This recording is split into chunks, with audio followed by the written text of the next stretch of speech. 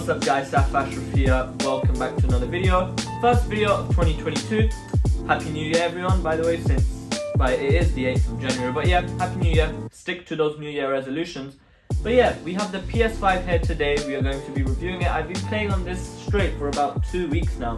And to be honest, I have enjoyed it quite a lot. Today I'm going to be telling you about my experience with the console itself, the DualSense controllers, all the games, and yeah, everything. So sit back, relax, and yeah, let's get straight into the review.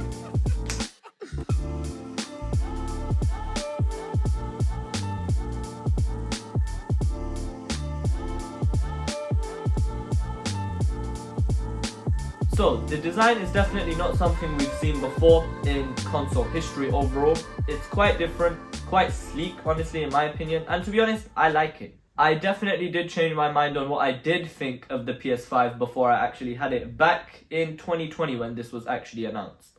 As you can probably see, the PS5 is actually huge. Like, me just sitting next to it, it still looks like absolutely ginormous next to the DualSense controller. Honestly, it's really big. That's honestly one of the biggest downsides of this actual console, as it may be hard to fit into your overall living space. I actually was going to add this under my TV, which is a 65-inch. It's not that high off the actual table underneath, but yeah, it did cover a bit of the TV, so I did eventually have to put it on the side. So because of how big the console is, it could be a problem with people living in a limited space environment.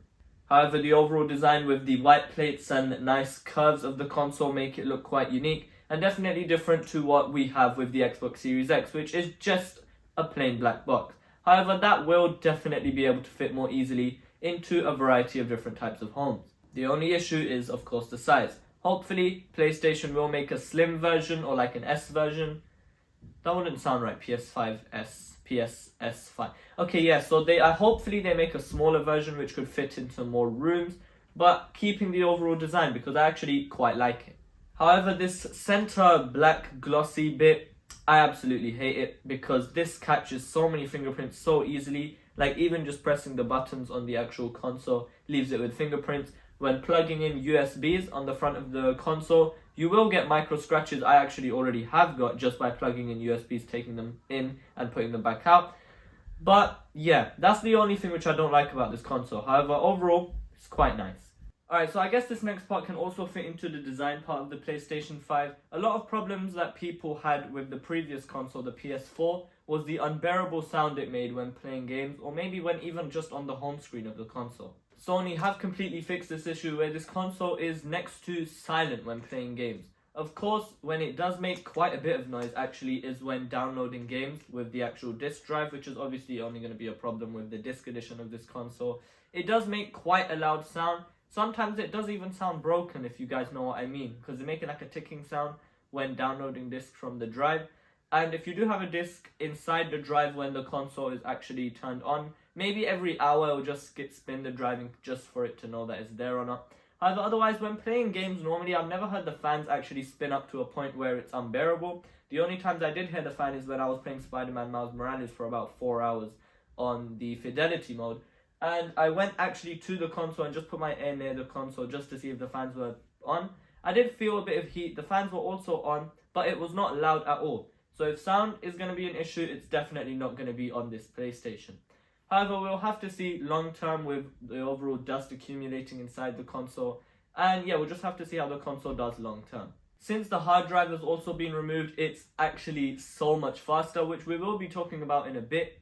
But yeah, the hard drive is also one sound which has also been removed and has been replaced with a solid state drive, which is honestly so good. We'll talk about that in a bit though. Now let's talk about the UI of this console, something you'll be looking at every time you turn it on. Now the UI is clean, like they've fixed up everything. So obviously we have your games and we actually have media apps split in a completely different like tab, which honestly I like. I don't like having like YouTube and games mixed up in the middle of each other. It's nice to have like what's them on one side and then gaming on the other side. Really like that. Also, your most recent games, I think like 7 or 8 of your recent games will be displayed on like a bar, with the background obviously being your game. However, I would like Sony to add themes back. Themes were actually really good with the old console. And yeah, it just adds a bit more customization and personality to your console. So hopefully Sony add themes back to their console soon. Pressing the PS button once brings this like little card section at the bottom of your console when playing games, which doesn't cover the whole screen, which is like what Xbox used to do with their card things. And then obviously holding the PS button will take you home. Now I like this card feature. You can also like go around with what cards you want to stay there. It also shows you a bit of achievement progress. However, I do wish that there was some kind of shortcut to switch off the console. You know how sometimes your TV's off, but then you have to do that thing with your eyes that you're trying to turn off the console. We don't have that here, and it's pretty hard to go into cards then doing all of that. So yeah, hopefully Sony add a way to like have like a little menu just to switch off the console or switch off the accessories. So of course, if you are coming from a PlayStation, the overall layout will be quite familiar to you. You still have the store, which is quite clean. Everything is just much smoother as well, I've noticed. Like I was talking about the extremely fast solid state drive, everything you'll be doing on the console will overall be much smoother. Alright, let's talk about the performance. Obviously, it's a next gen console. We are getting that next gen performance. And to be honest, games look stunning. I'm going to be showing you quite a bit of clips of Miles Morales and a game called Ratchet and Clank. Two of the best looking games in my opinion so far on the PlayStation 5. And damn do these games run smoothly and look absolutely fantastic. We have a couple of modes when playing games on the PlayStation 5. We have Fidelity mode, which runs at 30 FPS and basically like maxes out the graphics. You're going to be playing in 4K, ray tracing. The game will look amazing. However, it will be 30 FPS, so yeah, for the fast-paced games, it does look good if you just want to show off to your friends what your console can look like. However, frames-wise, I definitely go to the performance mode. Now, the performance mode won't lack out a lot of the graphics. It will turn off ray tracing. However, obviously, you'll still be playing in 4K, and you'll be getting that smooth 60 frames per second.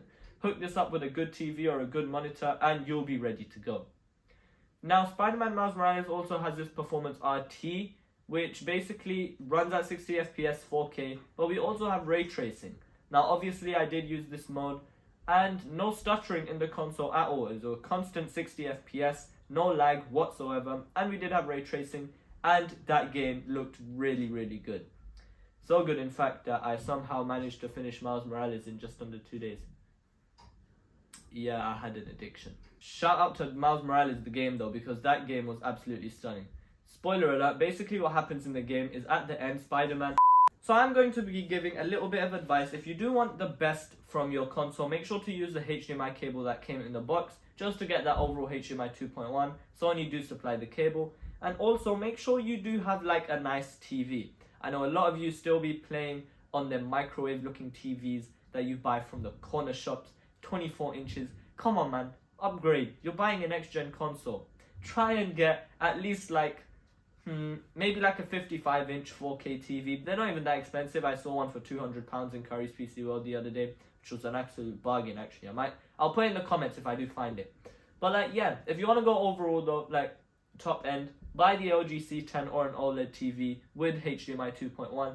So performance PS5 will definitely be able to hold up for the overall longevity of how long this is going to last. Let's say like 5 or 6 years before the next console comes out. And all the games you will be throwing at this console will be able to handle. So no worries in performance at all. Now let's talk about the DualSense controller. I also do have the Midnight Black one here, which I will be showing you a bit of B-roll on as well. By the way, matte black, everything, much better than the white one anyway. So yeah, the PS5 DualSense controller is a big step up over the DualShock 4 controller. I was about to say DualSense 4.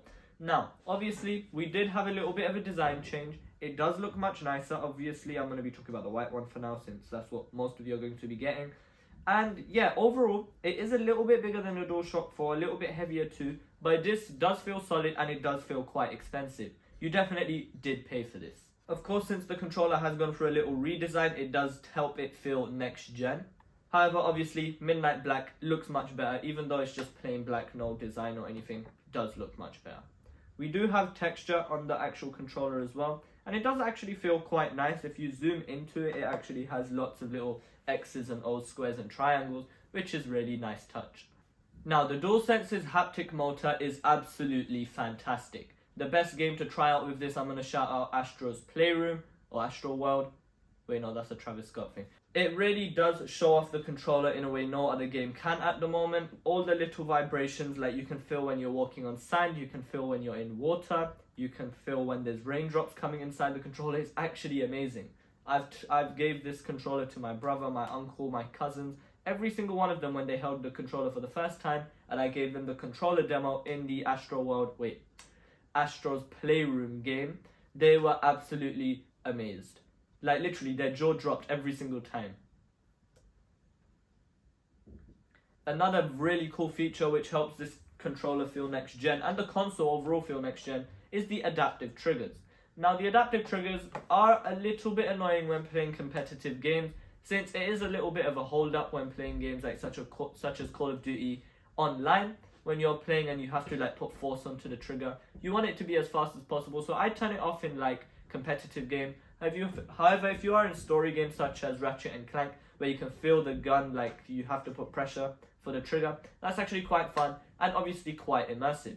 I feel like the overall controller's point for the PS5 is to overall immerse you more into the game.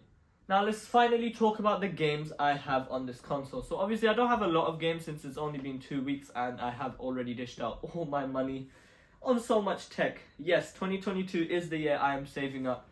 But yeah, I have tried a couple of games such as Spider-Man, Ratchet and Clank and so on, and all of them have performed good so far.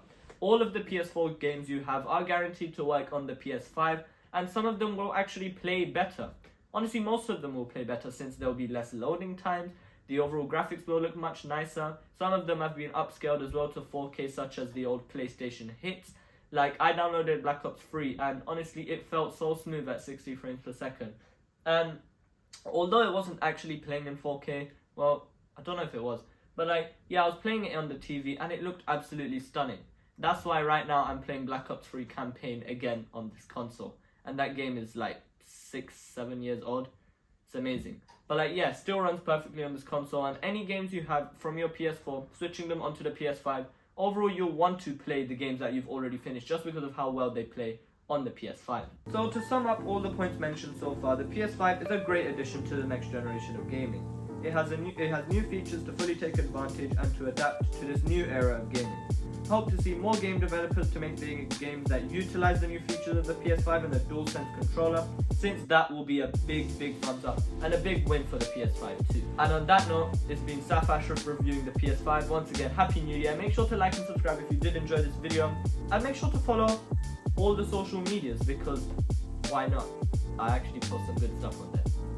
Yeah, thank you guys for watching. I'll see you in a bit. Peace.